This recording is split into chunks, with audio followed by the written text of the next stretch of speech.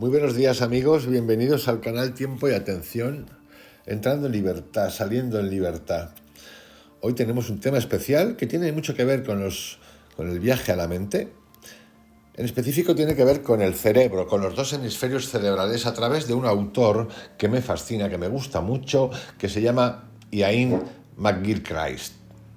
Este señor, que es psiquiatra entre otras cosas, y que vive en un refugio que se llama la isla de Skye, arriba de Escocia, donde he estado hace mucho tiempo, y es un lugar paradisíaco, pero que viene apartado del mundo, rodeado de ovejitas y de whiskies, donde hacen whiskies. Es un autor que descubrí hace poquito, como era un año, que es una inspiración potente porque yo lo llamo uno de los grandes herejes.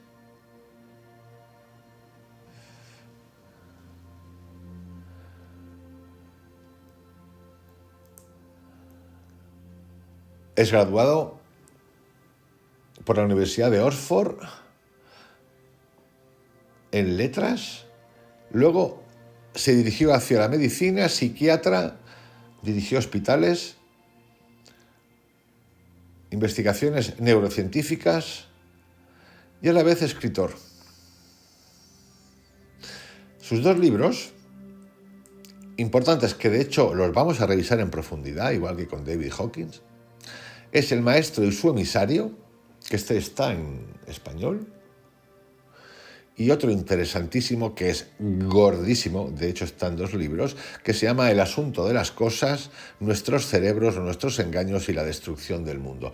Que yo sepa, no está traducido todavía al español.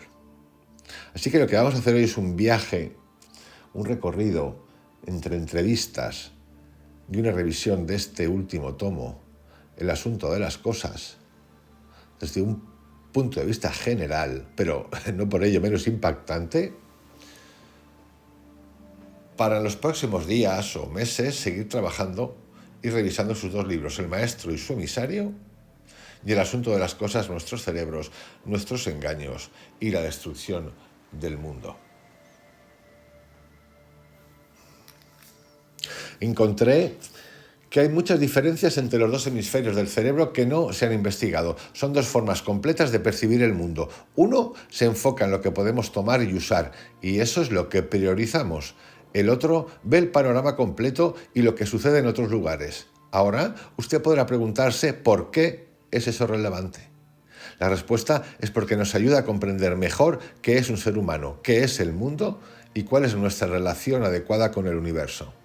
Debemos comprender que todo está interconectado. No somos solo un cerebro que funcionaría mejor si no tuviera que lidiar con el cuerpo. Al contrario, somos un cuerpo y la mente está ahí para comprender y ayudar a ese cuerpo mirando de otro modo la forma en que abordamos las respuestas a las cosas. Sin embargo, hemos conspirado para despreciar nuestras reflexiones no instruidas sobre las intuiciones de la vida, los juicios que formamos por experiencia. Todo tipo de persona inteligente han aportado pruebas de que podemos estar equivocados, demostrando aquí o allá que nuestra intuición está equivocada. Esta parte es muy divertida, como lo son los libros que aportan giros inesperados, o como las ilusiones ópticas.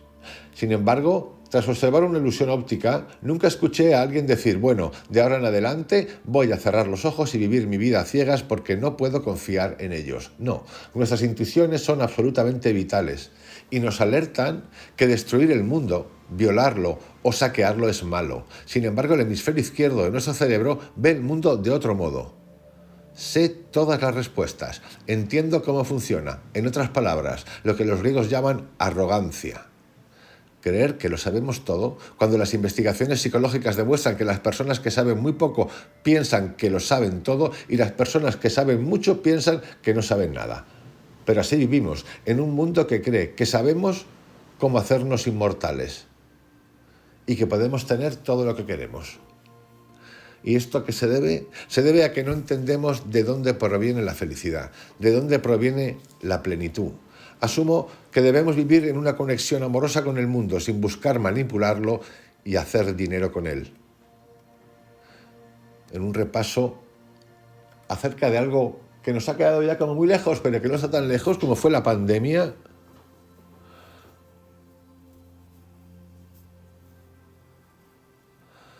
Y el impacto que ha tenido en la sociedad, en el mundo, si ha sido un despertar espiritual o de otro tipo, nos cuenta. Puedo decir que no, aunque pensé al principio que la pandemia de la pandemia podría salir algo bueno, que la gente vería que hay valor en una sociedad que no esté impulsada por maníacos consumiendo todo el tiempo y que la gente comenzaría a calmarse, a moverse más despacio, pensando más detenidamente, leyendo más y contribuyendo menos a la destrucción del mundo. La verdad es que no.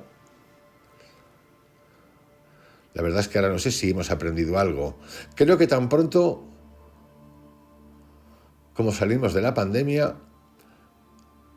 y ya en la pandemia fuimos egoístas, infelices, con un momento breve de conciencia que duró bien poquito.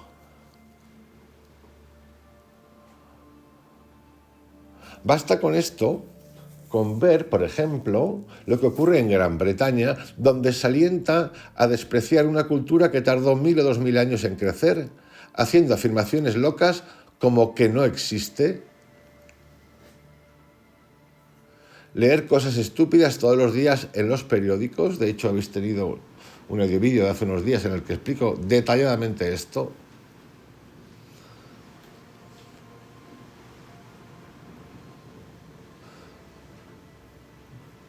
Estamos más pendientes de cuánto se han enriquecido los 1000 millonarios.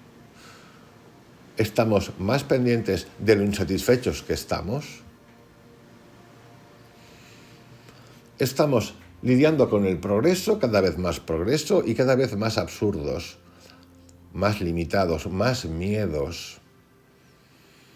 Los niños piensan que los animalitos comen golosinas, están en el supermercado, pero que se saltaron la fase de la muerte.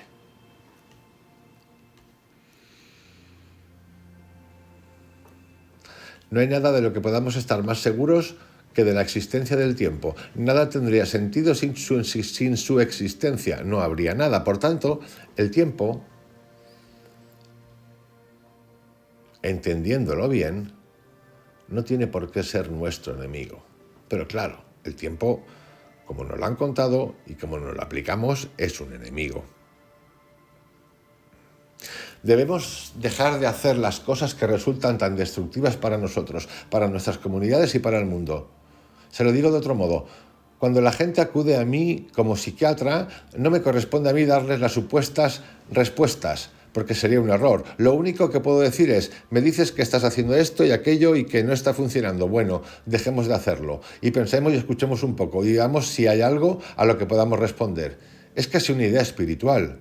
Si siempre estamos recibiendo información y estímulos y tratamos de hacer 100 cosas a la vez, en realidad es muy probable que hagamos las 100 cosas mal. Necesitamos, por tanto, crear un espacio en el que podamos concentrarnos, prestar atención, no un espacio a la totalidad. Fijaros, yo no te doy la respuesta a lo que me estás preguntando. Yo te puedo decir, me dices que estás haciendo esto o aquello y que no te está funcionando. Bueno, dejemos de hacerlo. Vamos a buscar otras cosas, a preguntarnos otras cosas.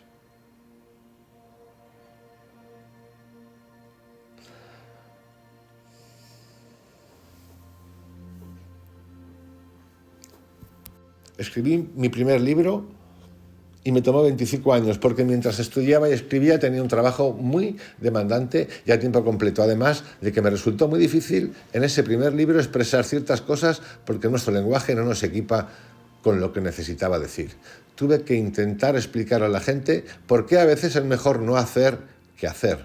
A veces es mejor no saber sobre algunas de las cosas que son más valiosas, como el amor, el arte, el sexo, la música, la poesía. Son cosas que no se pueden expresar con palabras. Así que pasé mucho tiempo meditando al respecto hasta que llegué a la conclusión de que no podía escribir ese libro. De hecho, fui a terapia por culpa de ese primer libro, pero al final, en el proceso de tener que explicar cosas que son difíciles de expresar, comencé a entenderlo mejor. Al escribir este nuevo libro, partí de 3 lugares para comprender la respuesta a la pregunta sobre quiénes somos: la neurología, la filosofía y la física. La buena noticia es que a medida que avanzaba, los 3 ejes se unieron. Me considero un pesimista esperanzado, porque hubo muchas ocasiones en la historia en las que debimos haber pensado que era el final de todo, pero no fue así. Por ejemplo, hablemos de la cuestión del tiempo. Mucha gente piensa que si llegas a cierto nivel de percepción espiritual, compruebas que el tiempo realmente no existe. Pero estoy convencido de lo contrario. Bueno, y aquí tengo una opinión distinta, pero vamos a escucharlo atentamente porque es un autor que de verdad a mí me fascina. No hay nada de lo que podamos estar más seguros de que de la existencia del tiempo. Nada tendría sentido sin su existencia. No habría nada. Por tanto, el tiempo no es nuestro enemigo. Es lo que hace posible todo lo que valoramos. Y no sería mejor si todo siguiera en un eterno presente. Eso nos lleva a otra idea. No podemos desesperarnos por cómo se encuentra el mundo. Por supuesto que resultará muy difícil corregir sus problemas, pero me considero un pesimista esperanzado porque hubo ocasiones en la historia, como he dicho antes, en las que debíamos haber pensado que era el final de todo, pero no fue así. Continuamos. Y tampoco se nos pide que solucionemos todos los problemas, que nos comportemos de una manera verdaderamente humana, realizándonos, comprendiendo que todas las cosas importantes de la vida, como el amor o el arte, no se pueden medir y son casi infinitas, aunque pueden aparecer muy pequeñas a nuestros ojos. Aquí, por ejemplo, entre el tiempo es ineludible y infinito, que no sé si llamarlo tiempo, hay una especie de contradicción. Lo importante que está hablando aquí es de cómo vibramos, de cómo ejecutamos nuestro movimiento, nuestros pensamientos, la vibración que le da conciencia a lo que ocurre.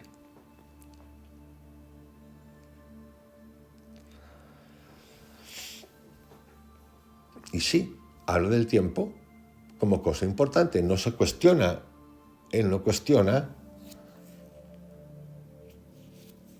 la trascendencia del tiempo. Esto lo podemos sentir y vivir los que hemos hecho un viaje psicodélico. No sé si él lo ha hecho o no, o a través de la meditación también, o a través de textos también. Hay muchos tipos de tiempo, el otro día hablaba de ellos: el psicológico, el real, el temporal, el social, el empresarial, sí.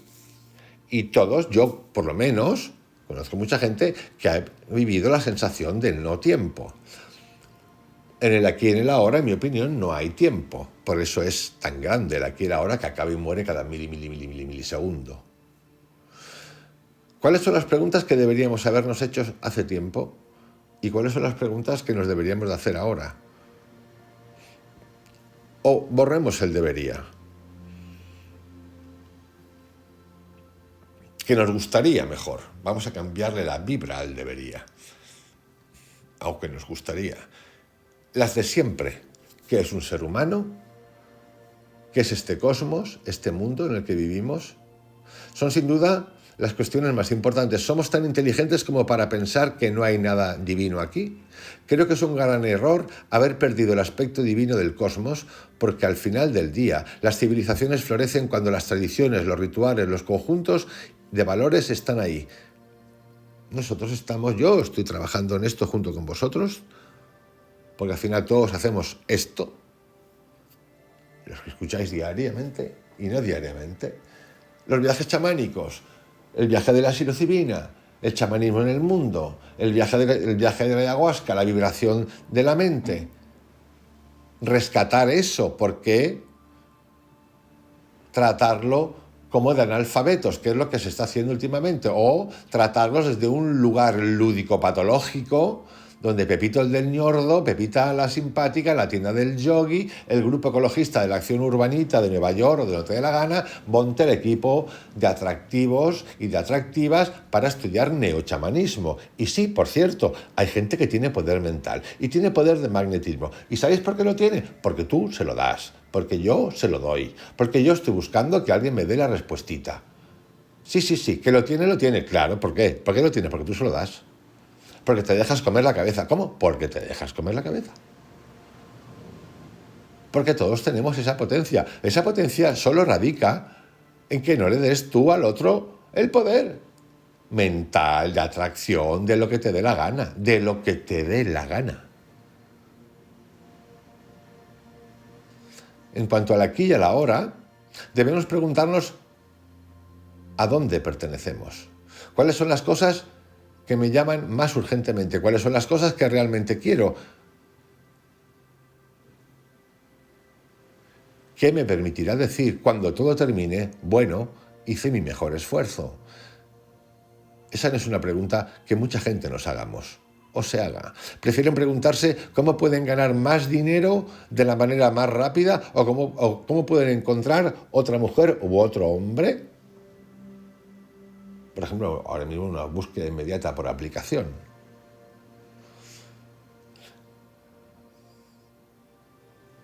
En mi caso, nos dice Iain McGilchrist, una de las personas que más me han inspirado fue Alexander Solzhenitsyn.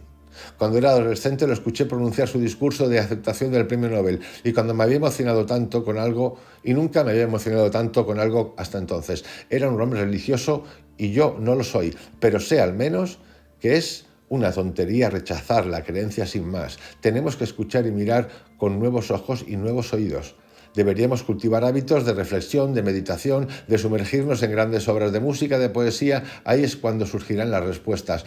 Como dijo el gran psicólogo William James, nuestro conocimiento es una gota, nuestra ignorancia es un océano. Abrámonos. Vamos ahora a saltar a un poquito más de su obra, que tiene que ver con los hemisferios cerebrales, derecho e izquierdo, del cual hace unos días está hablando de la sincronicidad de los hemisferios cerebrales. Pues hoy vamos a tratarlo desde un lugar nuevo, porque esta es una de las teorías que Iain McGilchrist sacó, que muchos psiquiatras lo trataron de tontería y que bueno, con el tiempo se ha demostrado que de tontería no tiene nada. Suele ocurrir, le pasó hasta Einstein, bueno, nos puede pasar a cualquiera en nuestro día a día. ¿Cómo explica que la división del trabajo entre los dos hemisferios cerebrales pueda proporcionar información clave sobre la naturaleza humana? Como prácticamente todos los animales, hemos evolucionado para tener dos centros de conciencia, no solo uno, dos lugares de conciencia del mundo. Esto es porque tenemos que aprender a agarrar las cosas, sostenerlas, a comerlas, a usarlas, pero también tenemos que ser capaces de ver la imagen completa al mismo tiempo. Y esto requiere dos tipos completamente diferentes de atención al mundo. Uno está apuntalada a un detalle. La otra es amplia, expansiva, sostenida en el tiempo y da una imagen completa. En los humanos y en muchos animales es el hemisferio izquierdo el que está especializado en simplemente manipular, obtener, agarrar, usar, y es el hemisferio derecho el que se ha quedado con el trabajo de entender el mundo. El hemisferio izquierdo realmente no entiende muy bien el mundo. Si comienza a seguir esto, encontrará que cada hemisferio presenta una versión diferente del mundo. Solo conocemos el mundo tal como lo experimentamos. Eso es importante porque en un vídeo, una entrevista que le hacen como de 2 horas, él cuenta una cosa increíble que a mí me provoca el siguiente pensamiento, que lo voy a contar como me llegó a la cabeza. Él dice cuando un animal va a beber agua a un río, por ejemplo, en África, vamos a poner ese ejemplo, está pendiente de 2 cosas: de beber agua y de que no le ataque un felino y se convierta en el alimento del felino. Te vayas a buscar comida y acabes tú siendo comido. Esto a mí me llevó al siguiente pensamiento. Es un poco bruto, pero le voy a contar cómo lo sentí. Esto a mí me ha llevado al estado de competencia del ser humano. Vale, el ser humano tiene conciencia, pero la realidad es la misma que la del animal. Tú tienes que trabajar y yo tengo que trabajar para poder cobrar en dinerito, normalmente, y comprar comida. Pero resulta que en el trabajo existe la competencia. Y en el trabajo tú quieres crecer porque quieres tener más. Cosa que el animal no hace, el ser humano sí. Acceso a educación de tus hijos, la que tú creas, privada, no privada, elevada, sistema, cambiar de casa, cambiar de coche. ¿Y qué ocurre? Que nosotros estamos en el mismo sistema animal. Al competir, obviamente no nos matamos, menos mal, pero sí que jugamos mentalmente, con emociones, con juegos de poder, le llamamos educación. Muchas veces no es educación, porque ese crecimiento no se da por educación, por formación, por cursito, se da por otras cosas no naturales. No naturales me refiero no científicas, sino humanas, de afinidad. Por lo tanto, vivimos en un estado animal, psicológicamente animal, igual o peor que el del animal. Y eso genera estrés. Dicen que es nuestra naturaleza. A mí me parece que esto es una de las grandes cosas que hemos de trascender. Continuemos. Lo experimentamos en realidad de dos maneras que se fusionan. La mayoría de las veces no somos conscientes de esto en absoluto, pero uno tiene una imagen de un mundo hecho de pequeños fragmentos que son fijos, aislados, atomizados, descontextualizados, de naturaleza general abstracta. No se mueve, no cambia, no se relaciona ni con el espectador ni con nada más. Esa es la visión del hemisferio izquierdo, pero el hemisferio derecho pero el hemisferio derecho ve que, de hecho, nada es fijo, todo está fluyendo, todo está conectado con todo lo demás. En última instancia, cuando sacas las cosas de contexto, las cambias por completo. Es consciente de la encarnación, del significado implícito, de todas las cosas que no son solo el tipo de información cognitiva que podrías poner en una computadora. Así, alimenta a todo el resto del mundo animado, el mundo viviente, y así hay dos imágenes completamente diferentes, una de mecanismo inanimado que solo debe usarse, hecho de fragmentos pequeños, de una nada insignificante por sí mismos, y otro es un todo vibrante, hermoso, complejo, vivo. Entonces, por supuesto, en tiempos normales, cuando estamos bien y nada ha afectado el cerebro, usamos ambos, en tiempos normales. Pero cuando hablamos del mundo, en abstracto, como lo estoy haciendo ahora mismo, tendemos a tener que decir o decidir cuál de estas versiones del mundo creemos que es la correcta, porque nada se considera peor hoy en día que contradecirse a sí mismo.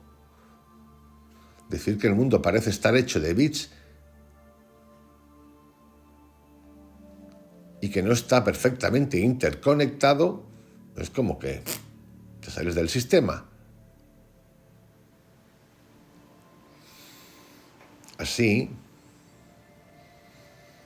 podemos andar pululando en un discurso público en el que las herramientas son la riqueza, el poder, apropiarnos de estas cosas y de otras y halagar nuestro ego. Otra cosa es que hemos creído erróneamente que la ciencia nos ha enseñado que el mundo está simplemente hecho de materia inanimada. Tenemos que tomar el punto de vista mucho más difícil, pero creo que la visión verdadera y correcta es mejor, pero es mucho más difícil de explicar. Entonces, lo que creo que está sucediendo en nuestra cultura es que estamos optando por esta visión del mundo muy simple, rígida, mecanicista, reduccionista y materialista, y descuidando todo lo que nuestro hemisferio derecho sabe, pero no puede expresar en el lenguaje. Es decir, estamos ordenados por la ciencia, por la hora, por el minuto, por el éxito, por la recompensa, por el consumo, por lo funcionario, por número. No somos personas, somos números ya. El habla, mientras ahora cuando estoy hablando, proviene del hemisferio izquierdo, por lo que solo puede hablar lo que entiende desde el hemisferio derecho. Usted nos cuenta que la atención es un acto moral. ¿Y qué significa esto?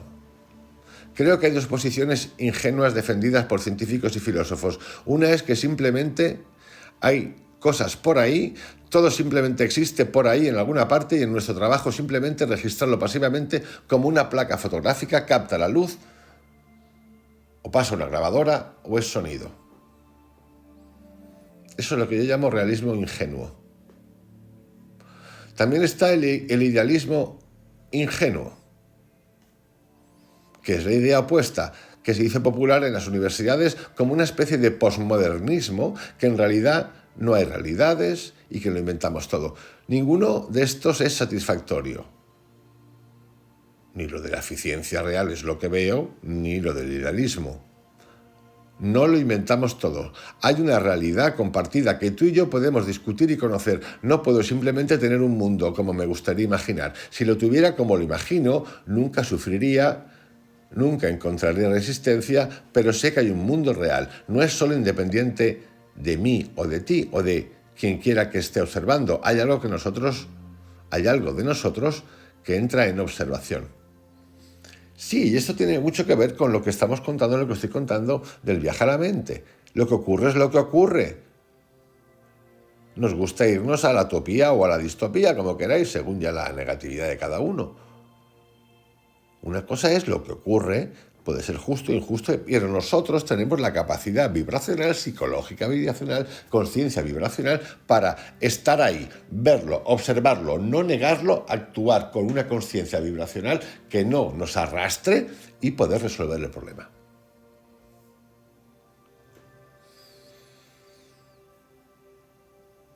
Entonces, en cierto modo, prestamos atención a algo y cambia por completo. Si piensas en el cuerpo humano y piensas en la forma en que un cirujano debe atenderlo, la forma en que un artista pinta, de ello dependería la forma en que tú lo atiendes. Es decir, tú atiendes al cuerpo humano de una manera distinta si eres un cirujano o eres un artista. Si estuvieras tratando de ayudar a una persona frágil, por ejemplo, a caminar, todo el tiempo en ese camino atenderías al cuerpo de esa persona.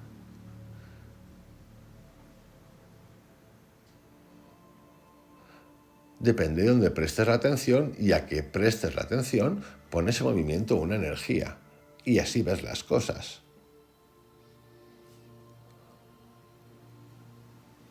Por lo tanto, hay una implicación moral en lo que elegimos prestar atención. Y eso cambia cómo observamos el mundo. Y también nos cambia a nosotros. Estas son verdades morales. Y el lado bueno de esto es que no estamos solo en este mundo para sentarnos y observar y comer todo lo que podamos comer y morir cuando muramos, sino para participar verdaderamente en la creación de un mundo espiritual. Hemos evolucionado para tener 2 centros de conciencia, no solo uno, 2 lugares de conciencia del mundo. Entonces, hay un hemisferio dominante en el cerebro y que a diferencia de lo que se creyó largamente, el dominante es el derecho y no el izquierdo. Desde que la gente descubrió a mediados del siglo XIX que con más frecuencia, cuando se sufre un derrame cerebral en el hemisferio izquierdo, se hace más difícil hablar o incluso a veces entender el lenguaje, se ha asumido que este debe ser el más poderoso. Después de todo, es el hemisferio izquierdo el relativamente ignorante que controla tu mano derecha, con la que haces la manipulación, el agarrar, el conseguir. Y así se pensó, obviamente. Este hemisferio izquierdo es el que debe tener el control, es el maestro. Lo que he explicado en el libro, en 2 libros, El maestro y su emisario, y ahora El asunto de las cosas, es que el hemisferio izquierdo es extremadamente poco confiable en cuanto a lo que realmente está sucediendo en el mundo. Si se le deja solo, es francamente engañoso, y no uso esa palabra de una manera popular. Soy psiquiatra y sé lo que es para una persona sentirse engañada. He visto miles de ellos en mi vida y el hemisferio izquierdo por sí solo llega a conclusiones delirantes. El hemisferio derecho puede devolverlo a la realidad y desarrollar la imagen completa, puede hacer que las cosas tengan sentido, puede ayudarnos a entendernos unos a otros, comprender la naturaleza, el arte, el reino animal. Todas estas cosas las puede entender ese hemisferio. El hemisferio izquierdo no lo calcula. Entonces el hemisferio izquierdo no es de ninguna manera el más importante. El más importante es el hemisferio derecho, pero no habla y controla la mano izquierda, que para la mayoría de nosotros es la más débil. Así creció el mito, y es ese mito el que he tratado de derribar. Entonces, ¿cuál es la función del cuerpo calloso del cerebro en la intercomunicación entre ambos hemisferios? Es un hecho interesante que hay una banda de fibras que conectan los dos hemisferios en la base del cerebro y es muy pequeño en comparación con todo el cerebro. Los hemisferios están en gran parte separados. Muchas personas pueden no saberlo, pero si abres un cráneo verás que el cerebro está dividido por la mitad, como una nuez. Y en la parte inferior hay una banda de fibras que los conecta. Solo el 2% de las fibras en cualquier hemisferio cruza este cuerpo calloso al otro. Es un invento de los mamíferos, así que hay cerebros divididos que se remontan a 700 millones de años. Ahora sabemos que todo lo que ha sido dotado con la vida ha necesitado jugar con estos dos tipos de atención al mundo, pero había muy poca comunicación entre ellos hasta que aparecieron los mamíferos. Particularmente en los simios y en los humanos, el cuerpo calloso tiene una serie de funciones. Las dos principales son para dar información sobre lo que este hemisferio sabe al otro. Y la otra es para decirle al otro hemisferio que se mantenga al margen, alejado. Así que parte de esta transmisión es facilitadora y parte es inhibidora. En los humanos se está volviendo cada vez más inhibidora. En los grandes simios es más inhibidora que en los monos. En los humanos es más inhibidora que en los simios. Y se trata de la necesidad de que estos dos hemisferios actúen, obviamente conscientes el uno del otro, pero sin estorbar, que su capacidad de ver las cosas depende de no confundirse con el otro hemisferio. Entonces, muchas veces lo que sucede es que un hemisferio dice, no, mantente fuera de esto, puedo lidiar con esto. Me fascinaba como estudiante de medicina, nadie trató de explicar por qué debería ser así, pero ahora puedo ver muy claramente por qué esto tiene que ser así. Y las personas pueden tener condiciones en las que los dos hemisferios pueden estar tanto sobrecomunicados como insuficientemente comunicados. ¿Y qué tiene que ver, por ejemplo, en su libro El maestro y su emisario, el que recurra a la mente en Occidente?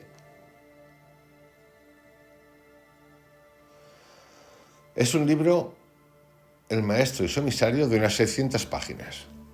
Y algunas personas dicen, ¿por qué no trataste también con el mundo oriental? La respuesta es que simplemente no sé lo suficiente sobre el mundo oriental. Sé bastante sobre la historia de las ideas en Occidente, las culturas de los griegos, los romanos, el Renacimiento y hasta el Occidente moderno. Siempre me ha interesado Oriente desde que era un adolescente, pero simplemente no sé lo suficiente como para poder hacer el mismo trabajo de mirar toda la historia de China, de India, de Japón. Esto lo puede hacer seguramente otro. Sí parece haber un problema particular que comienza alrededor de la época de Platón y de Aristóteles en Occidente, en el que parecemos distinguir más el sujeto del objeto. Tendemos a hacer una diferencia entre un reino de ideas, como lo hizo Platón, y un reino de realidades fácticas y concretas. Tendemos a dividir las cosas y diseccionarlas, analizarlas. Todas estas han sido tendencias occidentales durante 2000 años, que no han sido tan fuertes en Oriente, en Persia, en China, en la India, donde sea que quieras mirar. Hasta hace bien poco había algo malo. La gente solía decir durante los días hippies, el este es el hemisferio derecho y el oeste es el hemisferio izquierdo. Pero ahora sabemos que la mayoría de las cosas que la gente solía decir sobre el hemisferio derecho y el izquierdo están equivocadas. Bueno, aquí tenéis un ejemplo fantástico de lo que llevo diciendo en este canal acerca de cualquier norma, cualquier sistema, organización, forma de vestimenta que desecha una, me quito el traje, me hago hippie, todos vestimos así. O sea, que al final te has cambiado el traje y todos los monitos somos los mismos bonitos vestidos todos igual, unos con traje de hippie. Al final unos putos sectarios, los unos y los otros. Sí, así lo pienso y así lo veo. O lo mismo que en el trasvase de hasta las canicas y más allá, de la religión católica, todo lo que ha hecho y su historia, no sé qué, no sé cuántos, y te vas al budismo, al oriente, al hinduismo, con una historia igual, y más antigua, por cierto, en el hinduismo, que la católica y la musulmana, de terror, donde existen y convive el medievalismo, el control, la esclavitud, incluido en el budismo, y las mismas cosas que ocurren en el mundo católico de abusos en el budismo, del que ya he comentado algunas cositas y del que hay algún documental, incluyendo al Dalai Lama, por en medio grabado, pero esto se olvida rápido, se nos olvida rápido. La ceguera va por barrios. Por lo general,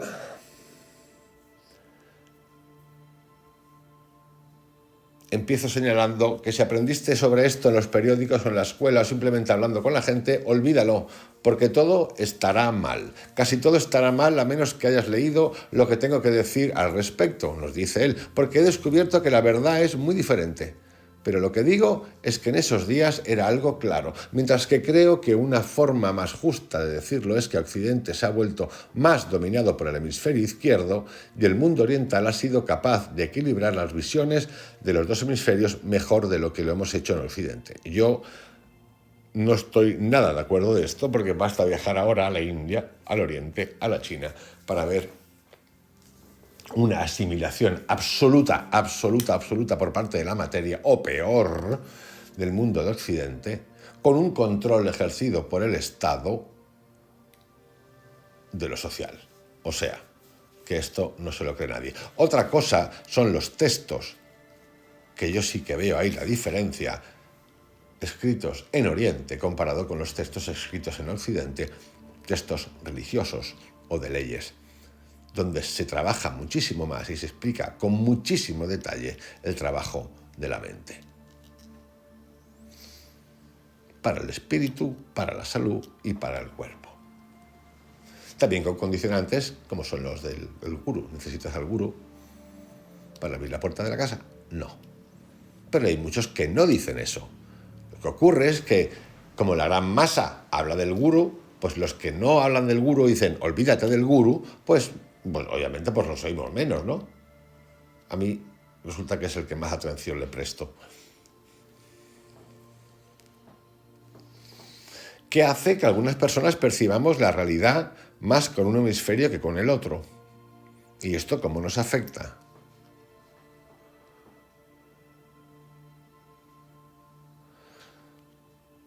A mí no me hace mucha gracia el hecho de catalogar a la sociedad, a la gente, como más de hemisferio derecho como de hemisferio izquierdo. Eso es una caricatura, pero tampoco lo voy a descartar por completo en el sentido de que hay personas que adquieren el hábito de usar particularmente el hemisferio izquierdo de esta manera. Y usted puede decir, ¿por qué no el hemisferio derecho de esta manera? La respuesta es que parece ser que el hemisferio izquierdo no es consciente de lo que sabe el hemisferio derecho. Es el emisario, el mensajero, es el que sabe menos, el que debe informar al que sabe más. Y parte de saber menos es que cree saberlo todo, así que su forma de ver las cosas tiende a ser muy cortada y seca. Esto significa blanco-negro. ¿Es esto o es aquello? La idea de que pueda haber matices de significado, de que dos opuestos pueden necesitarse o pueden necesitar mantenerse al mismo tiempo. La dualidad integrada, son ideas filosóficas muy poderosas e importantes, ajenas a este tipo de mentalidad. Blanco-negro, enemigo, infiel, comunista libertario, lo mismo. Dios infierno, cielo paraíso, pecado pecador. Entonces, la gente a menudo preguntan, al leer lo que has dicho sobre los dos hemisferios entiendo la forma en que piensa el otro con el que vivo. Así es exactamente como es él o como es ella.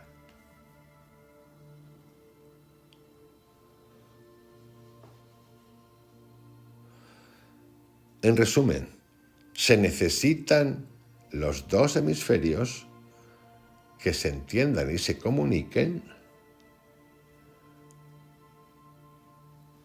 para no caer en un poco del animalismo conceptual blanco-negro.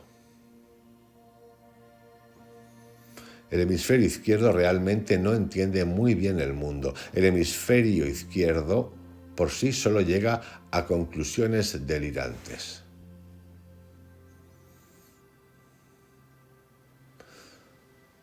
Usted comenta en su libro El maestro y su emisario que es el hemisferio izquierdo el malo de la película, el que le ha arrebatado el control del derecho y ello lleva a la deshumanización de la sociedad occidental. ¿Es así como lo explica? Está un poquito simplificado el asunto. Por supuesto, no hay nada malo en sí mismo con el hemisferio izquierdo. No es que estaríamos mejor sin él. No podría haber escrito libros sin mi hemisferio izquierdo. Es valioso, solo que nunca debe ser el dictador. Nunca debe ser el que toma las decisiones porque sabe muchísimo menos. La dificultad es que es el destemplado. Sabe muy poco y cree que lo tiene todo resuelto. Cree saber lo que es bueno para la gente. E históricamente estas personas han introducido regímenes, los tendentes del lado izquierdo, cerebral, me ponen nerviosos, tiránicos y causado mucha miseria, mientras que las personas que ven que hay dos lados en las preguntas y además son mucho más capaces de comprender que es posible que necesitemos tener diferentes puntos de vista. La pregunta todo el tiempo, amigos, la pregunta, no tener vergüenza, no pedir permiso para preguntar.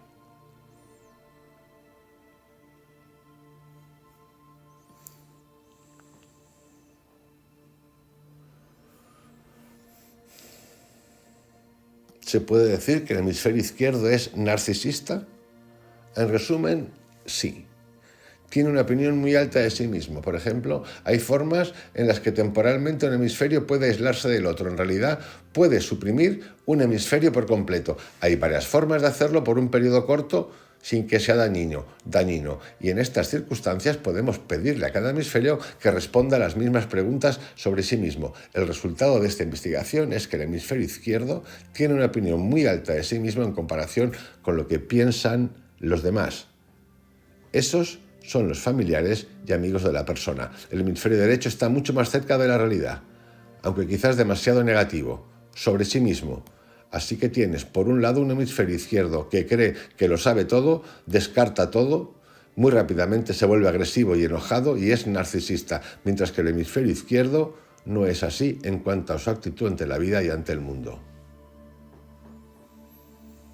Es solo el hemisferio derecho, el que realmente entiende la naturaleza del tiempo. Ve un flujo de tiempo completamente indivisible.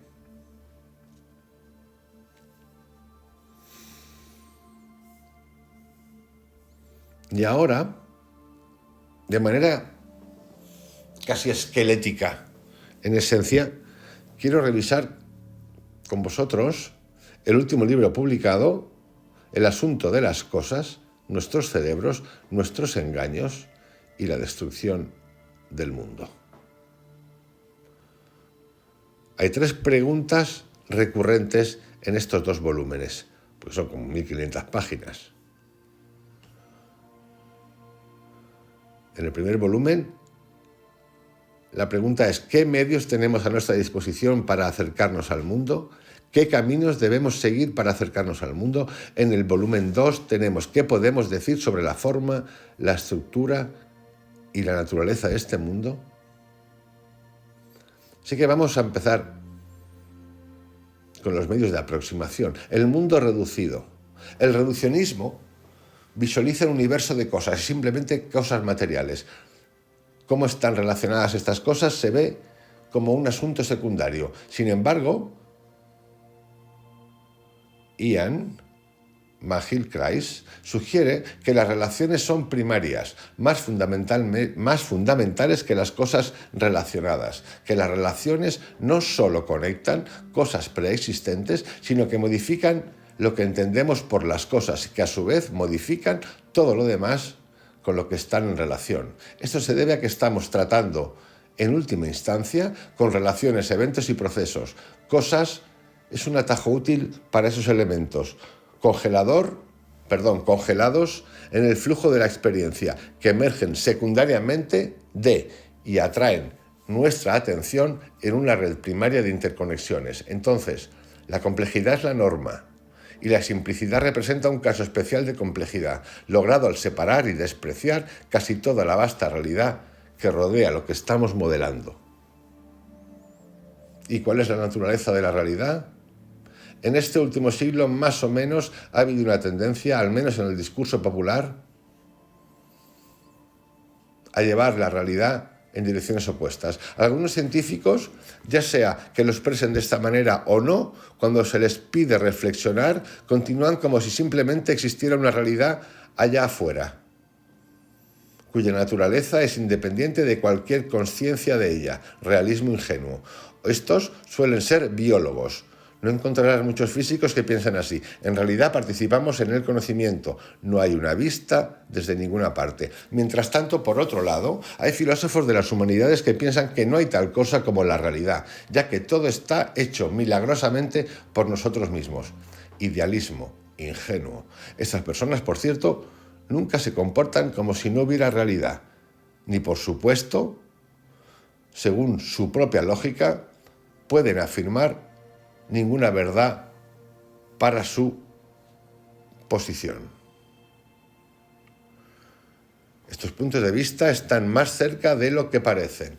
Un grupo teme que si lo que llamamos realidad estuviera en alguna manera contaminado por nuestra participación en su creación, ya no sería digno de ser llamado real.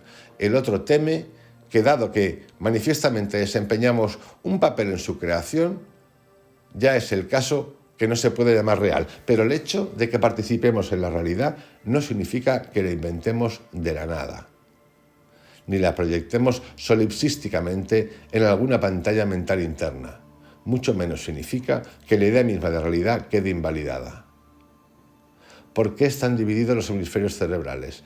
Cada animal, para sobrevivir, tiene que resolver un enigma, como comer sin ser comido. Tiene que prestar atención precisa y enfocada en un haz estrecho que ya está comprometido con lo que le interesa para explotar el mundo en busca de alimento y refugio. En resumen, un pájaro debe poder distinguir una semilla del fondo de grava en el que yace y recogerla rápidamente y con precisión. Y por cerrar ya este capítulo, la diferencia entre el hemisferio derecho y el izquierdo es la siguiente. El hemisferio derecho es mejor para ver las cosas como son preconceptualmente, frescas, únicas, encarnadas y tal como se nos presentan, o como surgen por primera vez para nosotros. El hemisferio izquierdo, entonces, ve las cosas tal como están representadas, literalmente presentes de nuevo después del hecho, como abstracciones o signos ya familiares. Se podría decir que el hemisferio izquierdo es el hemisferio de la teoría y el hemisferio derecho el de la experiencia. El izquierdo es el hemisferio del mapa, el derecho el del terreno. En fin, os dejo con esta breve, aunque sea larga, introducción acerca del trabajo de este psicólogo Ian McGilchrist, con el que vamos a trabajar. Voy a trabajar un ratito para entender cuáles son sus aportaciones a la conciencia, el trabajo que está realizando y realizado con los dos hemisferios, los mitos, las creencias, las certezas, viendo que es una persona que no se considera espiritual, pero que dice que es la gran pérdida que el ser humano ha cometido en los últimos 2 siglos, el abandono de la espiritualidad, el robo, en realidad diría yo, de la espiritualidad, de la mano del progreso, de la industria, de la economía de la atención, que en realidad es la economía de la distracción, que se nos ha colado por debajo de las puertas. Os envío un abrazo grande, que tengáis un excelente día, pasarlo muy bien y nos reencontramos de nuevo aquí mañana. Chao, queridos.